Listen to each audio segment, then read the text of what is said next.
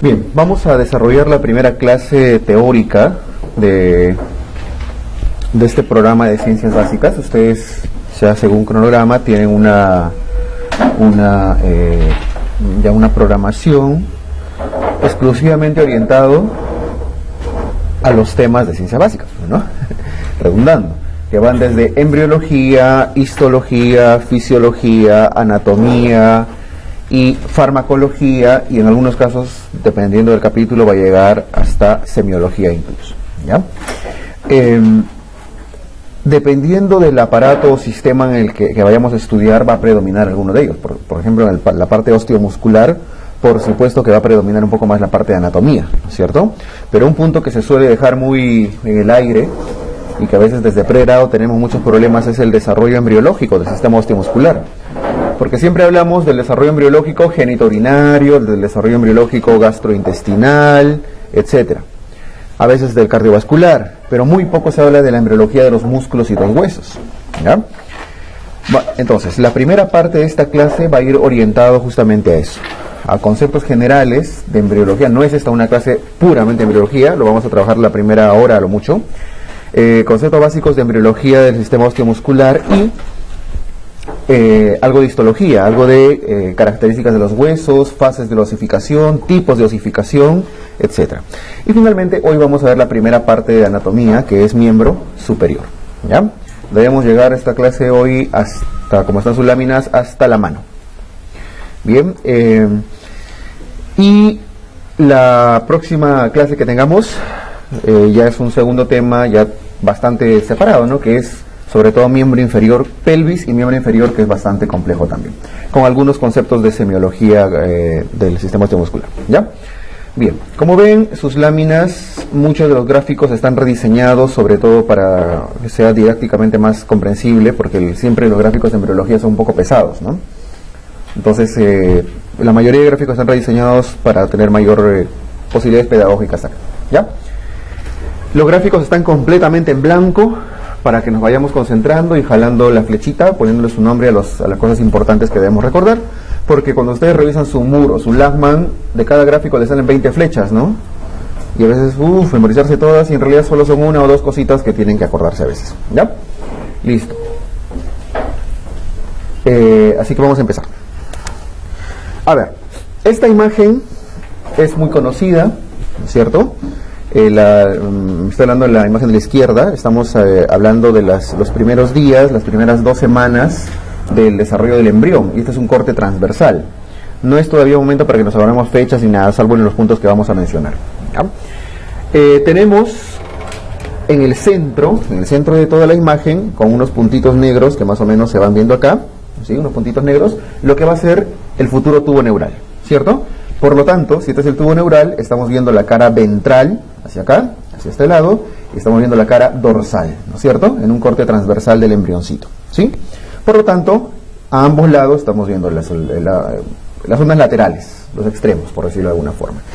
La parte que más nos interesa es esta de acá.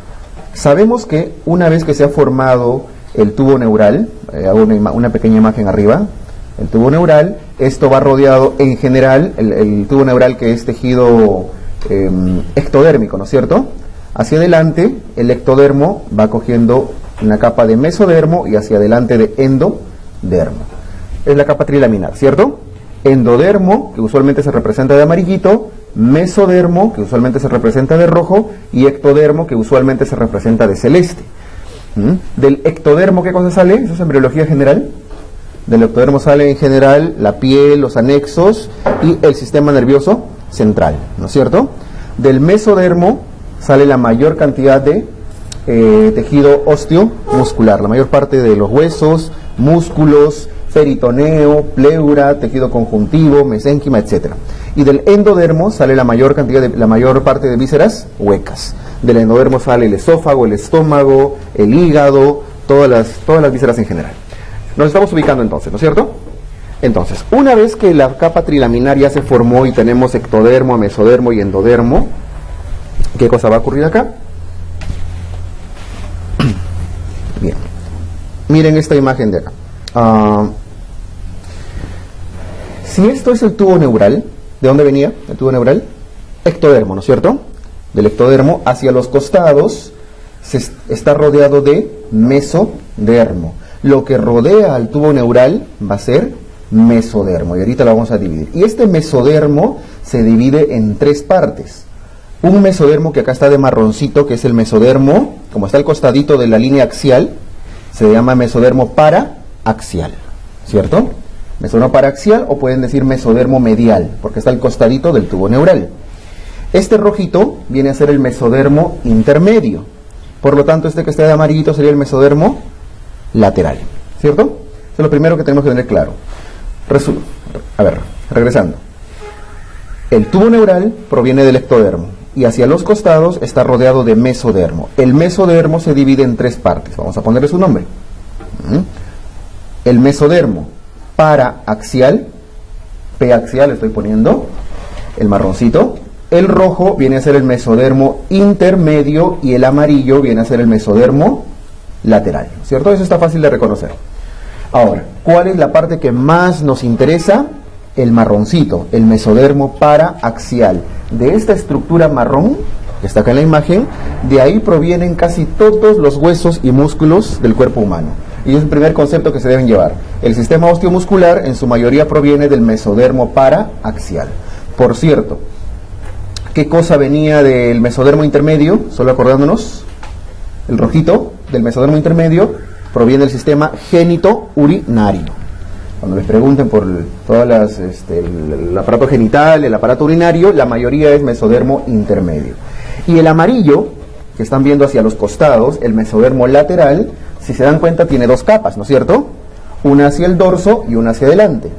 Se llama mesodermo lateral dorsal y mesodermo ventral, que el nombre correcto, usando la imagen del costado, viene a ser mesodermo parietal y mesodermo visceral.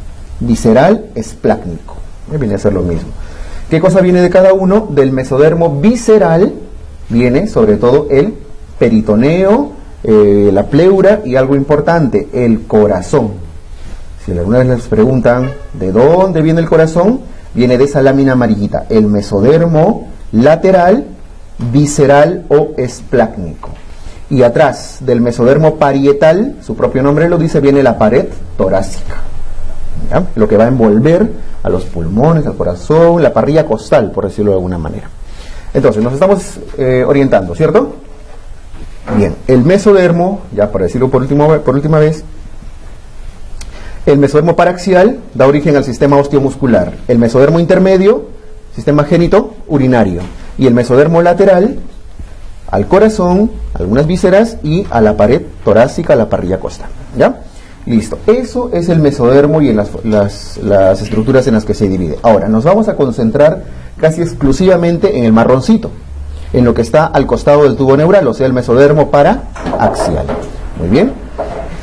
Y si vemos, esto era un corte lateral, no sea un corte transversal, perdón. Si lo vemos en un corte sagital al embrioncito, me adelanto solo en la lámina para verlo, ¿ya? Para ver esta imagen, vamos a ver esto, este embrioncito, ¿cierto? El corte que hemos visto acá, en esta imagen, vendría a ser un corte, transversal, así, ¿cierto? Ahora, si le hacemos un corte sagital como está acá en la imagen, en esta diapositiva, vamos a ver que cada uno, el mesodermo paraaxial, empieza a formar estas bolitas que se llaman las somitas, ¿cierto? Las somitas son las unidades de mesodermo paraaxial que se van formando a lo largo de todo el tubo neural, y son varias somitas, y el número va aumentando de acuerdo a la edad gestacional, ¿cierto? Y a medida que se va cerrando el tubo neural, las somitas van envolviendo al tubo neural, ¿ya? Muy bien, entonces, si vemos algunas somitas así de forma alargada, es la imagen que tenemos aquí arriba. El verde viene a ser, ¿qué cosa? El tubo neural, y cada una de esas estructuras grises viene a ser una somita. ¿Qué cosa es la somita? Entonces, es mesodermo paraaxial, que está a lo largo de todo el tubo neural, ¿no es cierto? Muy bien. De rojo, por cierto, adelante, ¿qué cosa es? Es la notocorda, ¿no? La notocorda, que está en la cara ventral del tubo neural y que, bueno, favorece y ayuda en la neuralización de todo el tubo neural. Ya, pero no es el objetivo ahorita esa parte. Nos vamos a concentrar en las somitas.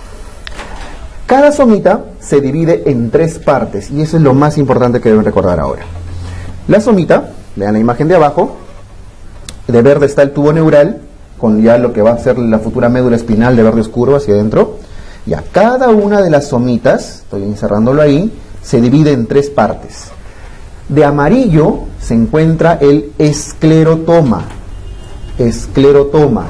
Ese nombre toda la vida se lo van a tener que recordar. El moradito viene a ser el miotoma. Y el rosadito, el de la imagen, viene a ser el dermatoma. Nombres conocidos, ¿no? Esclerotoma, miotoma y dermatoma. Aquí está dividido entre 3. Algunos textos, por ejemplo el mismo Moore, los divide solo en 2 partes. Una de ellas, el esclerotoma, lo estoy poniendo abajo, de una E, esclerotoma el amarillo y, un favorcito, ¿puedes sacar el ventilador por qué? ¿Yo? O cualquier, porfa, pues, porfa. Porque voy a escribir algo ahí, no sé, no lo van a ver. Ya está, gracias. Ya, Moore, por ejemplo, dice que el amarillo es el dermatoma y al morado con el rosado le llama con una sola palabra dermomiotoma. DM le ponemos, dermomiotoma. Pero al final son 2 partes, ¿no es cierto? Muy bien. ¿A qué estructura da origen cada una de estas partes del somita? El esclerotoma, el amarillito, va a dar origen sobre todo a la piel, a la dermis, a los anexos de la dermis. Su propio nombre lo dice, ¿no es cierto? Perdón, disculpen. Esclero, disculpen, es el dermatoma, es el que da origen a la piel. El esclerotoma da origen a los cartílagos y a los huesos. Y si se dan cuenta, como está envolviendo al tubo neural, lo primero que va a formar son las vértebras, ¿no es cierto? Ya, esos son el esclerotoma. El moradito, que es el miotoma, va a dar origen a los músculos. Y el rosado, que es el dermatoma, va a dar origen a la dermis, a partes de la piel. ¿Ok? Esa es la estructura de un somita. Ahora, por supuesto que la parte que más nos interesa es la parte amarilla, el esclerotoma, que va a formar las vértebras inicialmente y luego el resto de huesos, y el moradito, que va a ser el miotoma. Muy bien, listo. ¿Esto en qué momento de la edad gestacional sucede? A la 4ª semana. En la 4ª semana cada uno de los somitas ya se está dividiendo en dermatoma, miotoma y esclerotoma. ¿Ok? ¿Quieres ponerle ahí 4ª semana de edad gestacional? ¿Ya? Muy bien, ¿estamos avanzando hasta ahí? Entonces, ¿qué tenemos hasta ahorita? Un tubo neural rodeado de somitas que se están dividiendo en 3 partes. Ya. Esta imagen justamente está mostrando qué pasa con cada somita. En la imagen de la izquierda, lo que están viendo es el tubo neural, ¿no es cierto?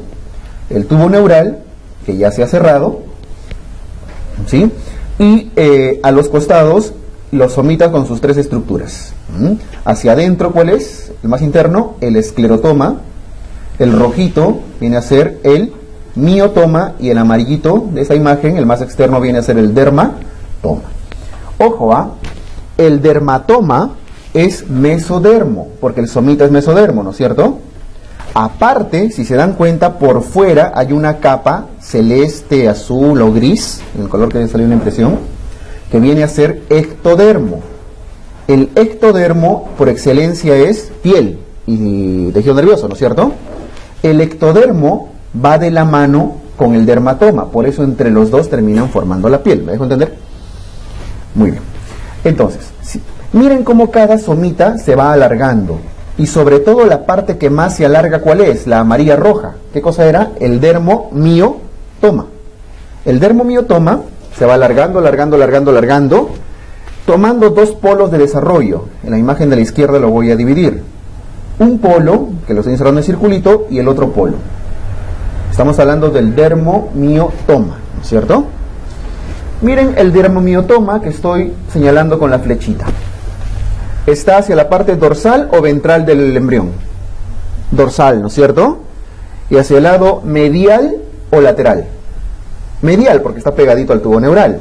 Por lo tanto, ese es el polo dorso-medial. ¿Tiene importancia eso? Sí, tiene mucha importancia. Y el otro circulito, que lo voy a pintar de azulito, ¿ya? Este otro polo está hacia la parte ventral, ¿no es cierto? Y además está yendo hacia afuera. Viene a ser la parte ventrolateral. Muy bien, entonces, cada unidad de dermomiotoma, que es parte del somita, se divide en dos extremos, dorsomedial y ventrolateral. ¿Por qué es importante eso? Porque la parte dorsomedial, que está pegado al tubo neural, es lo que va a dar origen ¿a qué cosa? A los músculos paravertebrales, a los músculos que están rodeando a la columna vertebral. Eso incluye al músculo trapecio, el músculo dorsal ancho, el romboides y todos los musculitos que están protegiendo la columna vertebral o que le están dando estabilidad a la columna, ¿sí? Porque está justo del lado medial. En cambio, de la zona ventrolateral, que está hacia adelante de azul, con letras azules, de ahí sale generalmente los músculos de las extremidades. Los músculos de las extremidades, incluso de la pared abdominal. Entonces, eso puede ser siempre una pregunta de embriología. Estamos avanzando, entrando ya en detalle, ¿no es cierto? ¿De qué capa embriológica viene el músculo brachiorradial? Por mencionarles cualquier músculo de la extremidad, vendría de la parte ventrolateral del dermomiotoma, ¿no es cierto? O simplemente podrían decir del extremo ventrolateral del somita. ¿De qué zona, de qué estructura embriológica viene? Se me ocurren los músculos paravertebrales, ¿ya? Estos, si están cercanos a las vértebras, vienen de la zona dorsomedial de cada somita. Entonces, si se dan cuenta, el somita se va alargando, alargando, alargando para dar dos bloques musculares. Y eso es lo que estamos viendo acá. Vean en la imagen de la derecha, ya prácticamente si solo nos concentramos en el rojito que es el miotoma, que da origen a los músculos. Esta es la parte dorsomedial, que da origen a los músculos alrededor de las vértebras, incluyendo dorsal ancho, trapecio, romboides y todo lo que está atrás. Y hacia adelante está envolviendo la parte ventral. ¿Qué va a hacer eso? La pared abdominal, ¿no es cierto? Y también va a dar origen a los músculos de las extremidades. En embriología se reconocen aquí dos términos. Si trazan una línea media horizontal punteadita azul que he puesto ahí, todo lo que está hacia el dorso se llama epímero. Músculos del epímero, y todo lo que está debajo se llama hipómero. Por eso, alguna vez, esto en pregrado lo suelen preguntar mucho, les dicen, el músculo oblicuo mayor proviene del hipómero, ¿no? Estamos hablando de pared abdominal. El músculo dorsal ancho proviene del epímero. El músculo elevador de la escápula proviene del epímero, ya que es lo mismo que decir extremo dorsomedial o ventrolateral. ¿Estamos hasta ahí? Esta parte es pesadita, ¿no? Y hay que ir dividiendo cada somita y todo. Bien, recapitulando. Entonces, el sistema osteomuscular proviene del, primer dato, del mesodermo paraaxial, ¿no es cierto? Que está de marroncito en las figuritas. Primer concepto, mesodermo paraaxial. Segundo, al mesodermo paraaxial, cuando se divide en cada una de sus partecitas, se le conoce como somitas. Tercero, cada somita se divide en tres partes: esclerotoma, miotoma y dermatoma. Cuarto dato, el esclerotoma da huesos, cartílago y huesos. El miotoma, músculos. Y el dermatoma, piel. ¿Cierto? Listo. Y finalmente, cada dermomiotoma, o simplemente cada miotoma podrían decir, el que le suele unir con dermomiotoma es MUR, mucho, pero el AGMA, por ejemplo, lo menciona por separado. Pero en todo caso, cada miotoma se divide en dos partes, ¿no es cierto? En un epímero dorsomedial y en un hipómero ventrolateral, y dan sus grupos musculares. ¿Ok? Bien. Entonces se va entendiendo, ¿no? Aprovechando esta imagen, esta que está a la derecha, porque ¿qué cosas más estamos viendo? No es por supuesto objetivo de la clase, pero bueno, ya que está ahí dibujado, para que se vayan acostumbrando, ¿qué es este amarillo que está delante? Que lo he señalado con flechita azul. Eso es el tubo, el intestino primitivo en general, ¿no? Que proviene del endodermo. Ese amarillito es el intestino primitivo, que está rodeado de su meso, de rojo, que es mesenterio, ¿cierto?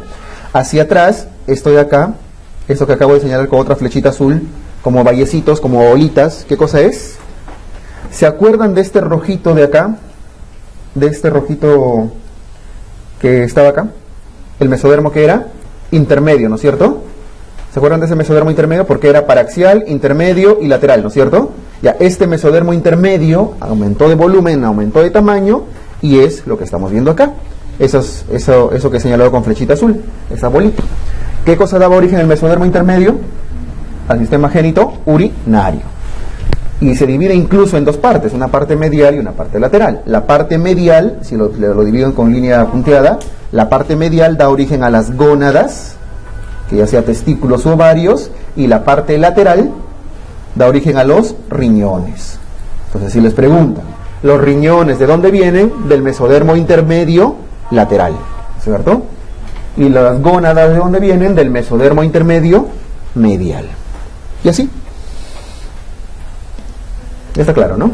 En esta imagen está también, si se han dado cuenta, el esclerotoma ya dio origen a las vértebras. Ya se cerró la vértebra completamente. ¿De dónde venían las vértebras? Del esclerotoma del mesodermo paraaxial, ¿cierto? Listo. ¿Alguien quiere salir a exponer? A explicarlo y dibujarlo. Sería la idea, ¿no? En algún momento. Bien, entonces esta imagen ya está fácilmente comprensible, creo, y vemos la cantidad de somitas que se van formando. Ahora, no se cuentan somitas en realidad, o sea, la edad gestacional no se calcula por número de somitas, sino más bien por cuánto de relieve se ve en el fetito. No es un dato importante. La cosa es que los somitas se dividen en dos grupos. La parte superior, que corresponde a los cuatro primeros, ¿ya? Los cuatro primeros somitas, se les llama en realidad somitómeros. Somitómeros. Y luego el resto, en realidad todos son somitas, sino que a alguien se le ocurrió simplemente darle un nombre especial a la parte de arriba, a los somitómeros. ¿Por qué? Porque esos somitómeros dan origen a los músculos de la cabeza. Los músculos de la cabeza, los músculos cefálicos, el occipital, parietal y todos esos, ¿no? Todos los que mueven la cabecita. En cambio, los somitas dan el resto de músculos. El punto de corte suelen ser el ioides. Algunos dicen que los somitómeros dan origen a los músculos supraioideos y los somitas en general a los músculos infraioideos. Un dato quizá irrelevante, pero que bueno, lo van a leer en algún momento. Esta imagen tiene aproximadamente 4 semanas más o menos. Aproximadamente 4 semanas. ¿Por qué? Porque los somitas aún no han dado origen a las extremidades. Cuando veamos otra imagen, me adelanto un ratito, esa de la derecha, no sé si le ven sus yemitas de bracitos y piernitas. Ya, esa imagen es de 6 semanas aproximadamente. Entonces el datito siempre va a ser a qué edad se empiezan a formar las yemas de las extremidades. A la 6ª semana aproximadamente, ¿ya? Después vamos a continuar con esa imagen, no se preocupen. Bueno, ya está. ¿Qué más? ¿Qué otra información podemos sacar de esta imagen desde de la parte osteomuscular? Noten que en esto que estoy encerrando de azulito, se están formando, ¿qué cosa? Los arcos faringios. Arcos faringios sí puede ser una pregunta común en los exámenes, cualquier examen, pero se suele ver más en cabeza-cuello. Pero aprovechando que está la imagen acá, los arcos branquiales, o su nombre más correcto debe ser arcos faringios, ¿no es cierto? Son una especie de somitas, no son somitas, pero tienen el mismo fundamento que los somitas, pero se forman hacia la cara ventral del embrión, ¿no es cierto? Hacia adelante. En cambio los somitas estaban hacia atrás. Los arcos faringios van hacia adelante, los somitas se van hacia atrás. ¿Y a qué dan origen los arcos faringios? Depende de qué, pues. El primer arco faringio, por ejemplo, el que estoy poniéndole número 1, ¿a qué da origen el primer arco faringio? El primer arco faringio está asociado al cartílago, su punto de crecimiento de todo es el cartílago de Meckel. Da origen al cartílago de Meckel, y ese cartílago de Meckel, que no es puro cartílago, simplemente así se le llama, da origen a todas sus estructuras. Por ejemplo, da origen, solo por poner ejemplo, para que nos ubiquemos, al hueso maxilar. Da origen a la mandíbula, maxilar, a la mandíbula, y en general a los músculos masticadores, macetero, los procesos pterigoideos, todos ellos, ¿ya? Primer arco faríngeo es el más importante. proviene del cartílago de Meckel y da origen a todo lo que es la masticación, huesos y músculos. El segundo arco, que son los dos más importantes, solo vamos a mencionar estos dos por ahora. El segundo arco da origen al cartílago de Richter, así como el de las hernias, ¿no? Cartílago Richter. ¿Y eso a qué da origen el cartílago Richter? Aparte del hueso hioides. Hioides, el primer huesito arriba, ¿no? La mitad superior del hioides. Con eso les digo que el tercer arco aquí daría origen a la segunda mitad del hioides, ¿no? Listo. Entonces, solo para que reconozcan a los arcos faringeos que no son los somitas. Finalmente es el concepto que debemos aclarar acá. Confunden mucho arcos faringeos con somitas y no lo son, ¿ya? Muy bien. Ahora, la imagen de la derecha nada más está mostrando una cosita. Cada una de estas estructuras que estoy encerrando en llavecita, 1, 2, 3, corresponde a un somita. A un somita que está envolviendo, ¿qué cosa? Al tubo neural. ¿Ya? Si se dan cuenta, al final en la imagen de abajo, los somitas han terminado envolviendo, porque tienen la forma de las vértebras, y están terminando formando las vértebras y los músculos que forman, que envuelven a la médula espinal, ¿no es cierto? Entonces ya solo para fijar que cada somita se va a encargar de formar cada vértebra y en general cada músculo relacionado con esa vértebra. Y noten, entre cada somita, ¿qué cosa sale? Un nervio, ¿no es cierto? ¿Y de dónde sale ese nervio? De la médula espinal, de adentro. ¿Qué cosa es la médula espinal? Ectodermo, ¿no es cierto? La médula espinal viene del ectodermo, el sistema nervioso central viene del ectodermo. Y entre cada somita, o sea, entre cada vértebra, sale una raíz nerviosa. Y cada raíz nerviosa va a tener inervación de cierto grupo muscular y de cierta zona de la piel. Y de ahí vienen los famosos dermatomas y los famosos miotomas, que son las zonas de inervación de cada parte del cuerpo, ¿no es cierto? Vamos a terminar viendo en la segunda clase de todos los dermatomas. Van a tener que poder memorizarse cuál C5, C6, C7, C8, T1, L1, L2, L3, L4, todo, qué parte de la piel inerva, ¿ya? En un momento, ¿se acuerdan que la unidad era miotoma con dermatoma? Era uno solo, que algunos lo consideraban así. En algún momento del desarrollo embriológico, cada dermatoma coincidía con cada miotoma. Es decir, el mismo nervio daba inervación motora al músculo y a la piel que lo rodeaba. Pero esto solo al inicio. Después, a medida que el embrión crece, porque el embrioncito crece más rápido que su médula, sobre todo al inicio, los dermatomas en el adulto ya no coinciden con los miotomas. Ustedes van a poder decir, por ejemplo, ¿cuál es el dermatoma, se me ocurre, de la zona inguinal? L1, la primera lumbar, pero el miotoma que inerva a los músculos de la zona inguinal es mucho más superior. Van a hablar de las últimas torácicas. Entonces, ya hay discrepancia entre dermatoma y miotoma, ¿ok? Entonces, solamente coinciden en las primeras semanas de desarrollo embriológico. Bien. Esta imagen es solamente para que vean cómo se forman las vértebras. No tiene una gran información. Solamente que las vértebras, a ver qué podemos rescatar de esta imagen. La primera debería ser esta, porque las vértebras, esto de acá, el cartílago, lo primero, ahí está, ese es el dato. Lo primero que se forma en una vértebra, y hablando de las vértebras, por cierto, ¿de dónde viene la vértebra? Practicando. Del esclerotoma, ¿no es cierto? El esclerotoma es que da origen a los huesos. Del esclerotoma del mesodermo paraaxial. Lo primero que se forma es el cuerpo. Esta es la parte ventral, ¿sí? El cuerpo de la vértebra. Luego se forman los arcos laterales. Y finalmente los arcos laterales tienen que ir fusionándose hacia arriba para formar la espina, la apófisis espinosa. Entonces, esta en realidad es la primera imagen. Ya, aquí todavía no se cierra, ¿no es cierto? No se cierra la... No confundan esto con... No confundan el hecho que no se cierren las vértebras con el hecho que no se cierren el tubo neural, ¿no? Son dos conceptos distintos. El tubo neural es este de acá, lo que da origen a la médula. La médula en el embrioncito, acuérdense que es de forma romboidea, ¿sí? Ya, entonces los cuerpos vertebrales, los arcos vertebrales de los laterales de la vértebra tienen que fusionarse hacia atrás, como está ya en esta imagen de acá arriba, dando origen a la futura apófisis espinosa. Entonces el dato acá es simplemente que primero en la vértebra se forma el cuerpo y lo último que se forma son las apófisis espinosas, lo que va hacia atrás, ¿cierto? Hacia el dorso. Cuando no se fusionan bien los arcos de la vértebra y no se forma la apófisis espinosa, ¿cómo se llama esa patología? Espina bífida, la famosa espina bífida, ¿cierto? Listo. ¿Qué es justamente esto? Cuando esta apófisis espinosa no se forma completamente. Muy bien. Acuérdense las diferencias de la médula del embrioncito, que es romboidea, en cambio la médula del feto de más edad, del recién nacido, ya es circular, ¿cierto? Son diferencias de forma de la medulita. Listo. La misma imagen, los diferentes, hacia atrás los somitas y hacia adelante los arcos faríngeos, ¿sí? Los arcos faríngeos.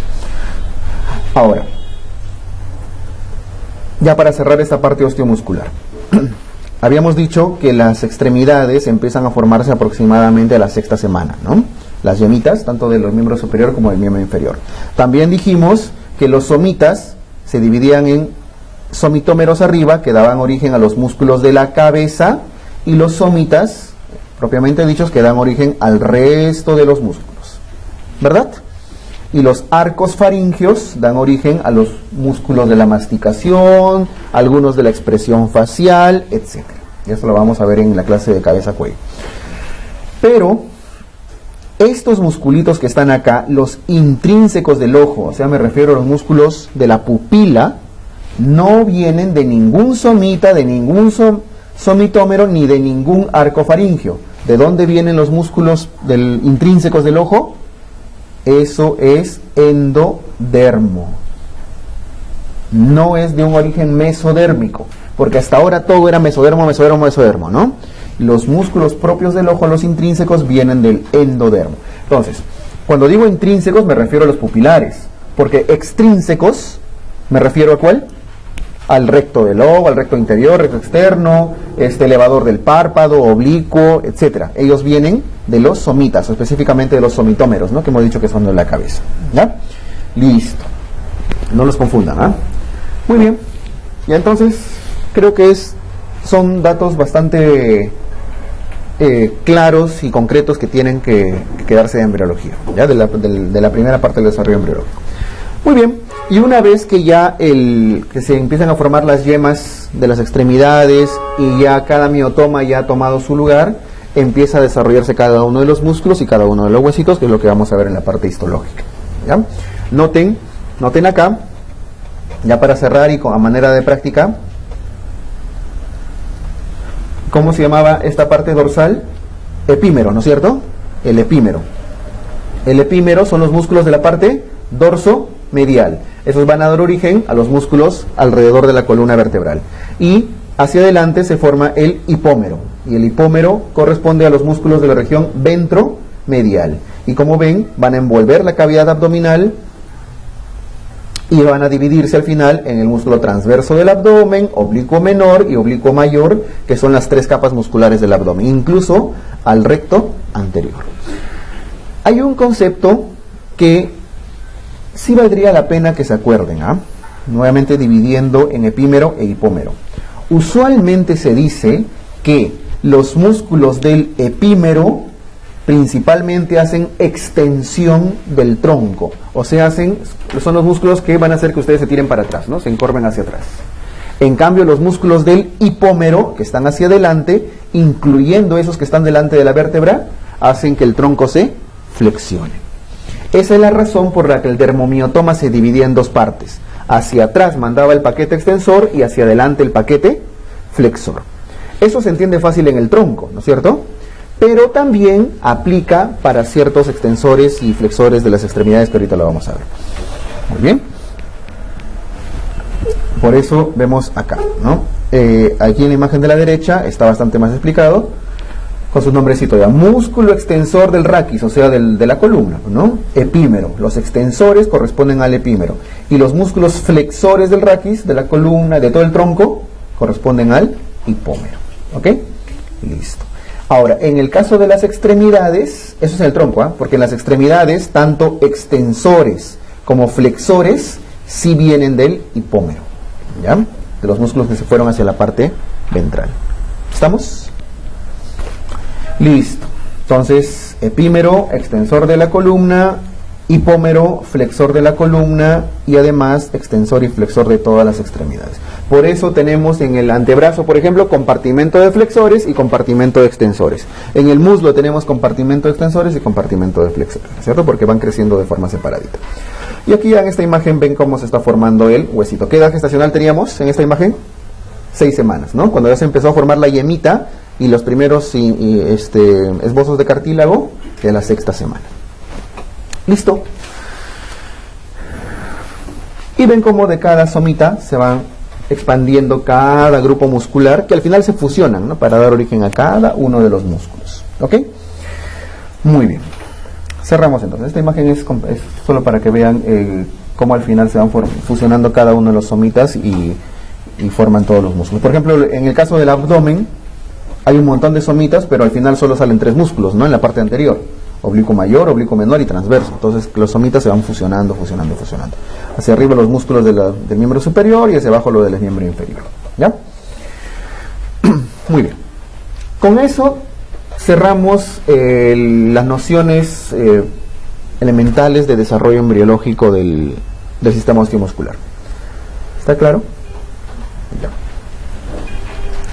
Listo. Son unos 10 conceptos más o menos que hemos sacado acá, que a la hora que repasen resáltenlo o escriban, ¿ya?